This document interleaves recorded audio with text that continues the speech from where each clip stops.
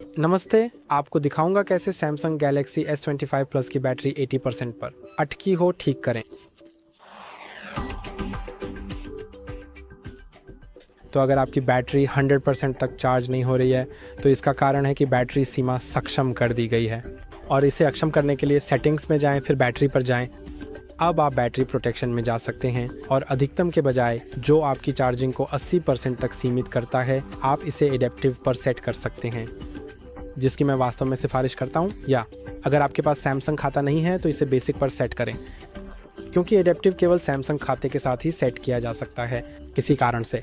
मुझे वास्तव में समझ नहीं आता क्यों, लेकिन ये ऐसा ही दिखता है। और आप इसे एडेप्टिव या बेसिक पर सेट कर सकते हैं।